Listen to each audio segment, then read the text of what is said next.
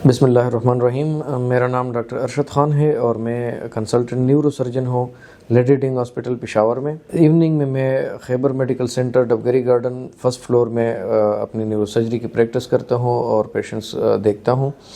Neuro surgery की field में जो मेरा तजुर्बा है वो तकरीबन 9 साल का है। आज जो हम बात करेंगे वो एक बहुत ही इम्पॉर्टेंट और बहुत अहम टॉपिक है, ख़ासकर ख़वातीन में। मर्दों में भी होता है लेकिन ख़वातीन में चूँकि बहुत ज़्यादा है तो ये है carpal tunnel syndrome. Carpal tunnel syndrome का उर्दू में तो सच कोई नाम नहीं है, लेकिन यह है कि इसमें यह हो जाता है कि जो ख़ासकर हमारी जो ख़वातीन हैं घर में जो काम करती हैं, तो काम करने वाली जितनी भी औरतें हैं घरेलू काम करने वाली, उनमें यह हो जाता है कि हमारे पास आ जाती है और रोज़ाना की बुनियाद पे बहुत ज़्यादा औरतें आती हैं कि उनके जो उंगलियां हैं वो सुन्न होना शुरू हो जाती हैं। दोनों हाथों का अक्सर साथ शुरू होता है, कलाइयों के नीचे से, कलाइयों के बाद जो पाम्स हैं, आपकी जो एलियां हैं ये, और साथ में जो 3 उंगलियां हैं, अंगूठा और साथ वाली 2 उंगलियां, या कुछ लोगों में दरमियानी 3 उंगलियां, इनमें ये सुन्न होना शुरू हो जाता है। तो पहले तो सिर्फ उसको थोड़ा बहुत दर्द होता है, लेकिन बाद में इसमें ये हो जाता है कि रात को सोते वक्त मरीज़ को ये जगाते हैं। मरीज़ अच्छा खासा सोया होता है, उसका हाथ सुन्न हो जाता है, फिर उसके बाद दर्द होना शुरू हो जाता है।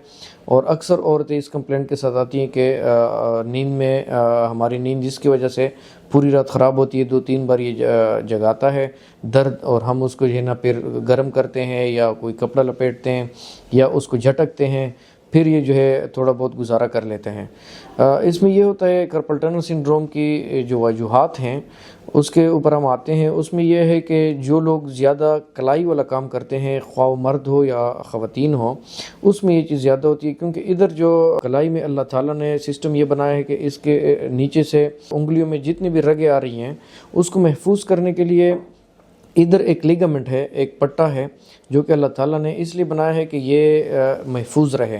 जो चूँकि ये जगह बहुत ज़्यादा लगती रहती है काम में, तो वो जो नीचे रगे हैं वो महफूज रहे, इसके ऊपर अल्लाह ने एक पट्टा बनाया हुआ है, जिस तरह एक पुल हो उसके नीचे से चीज़ें गुजर रही हों।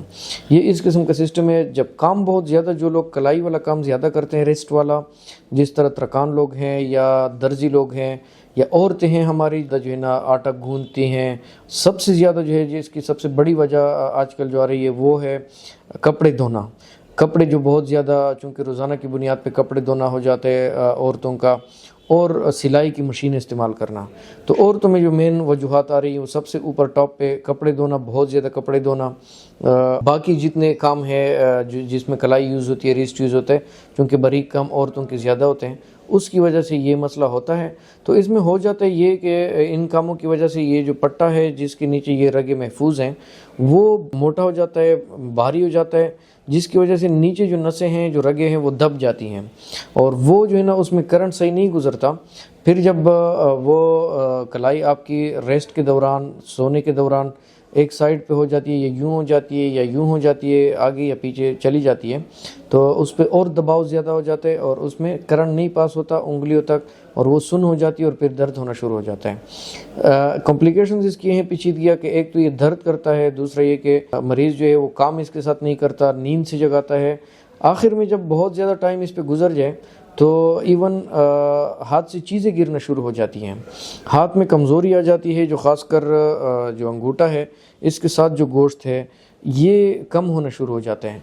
और फिर जो है ना औरतें जो ढकने हैं मुख्तलिफ जार्स के वो नहीं खोल सकती, बटन बंद करने में मसले हो जाते हैं, इस तरह के काम में मसले हो जाते हैं, कंघी करने में, मोबाइल पकड़ने में, चीज़ें उठाने में, जिस तरह कोई कटोरा मोटा उठाया हुआ है उसमें कुछ है वो हाथ से गिर जाता है। बहुत ज़्यादा टाइम के साथ इसमें कमज़ोरी हो जाती है, ये जो पट्टा है ये कमज़ोर हो जाता है और उसकी वजह से आपकी जो हाथ का ग्रिप है वो कमज़ोर हो जाते हैं। ये इसकी पेचीदगियाँ हैं। इसकी इलाज के ऊपर अगर आएँ तो बेटर तरीका इसका प्रिवेंशन का ये है कि इसको अवॉइड किया जाए। जो कलाई वाले काम है ज़्यादा उनको कम कर दिया जाए, कलाई के कामों को कम किया जाए तो उससे कम हो जाता है। दूसरा ये है, चूँकि एक की वजह इसकी प्रेगनेंसी भी है, प्रेगनेंसी के साथ भी ज़्यादा हो जाता है, शुगर के साथ भी ज़्यादा, ये भी कुछ इलामात है, लेकिन वो तो ये है कि उनको हम अवॉइड नहीं कर सकते।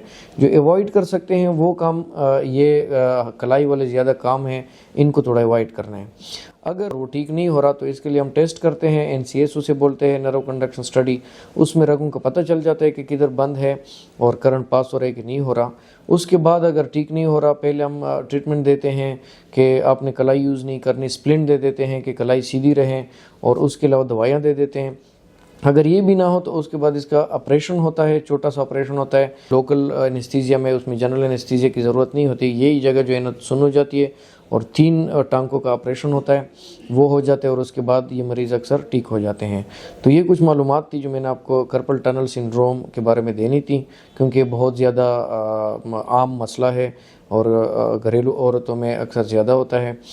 इसके बारे में मैंने आपको बताना था। Thank you.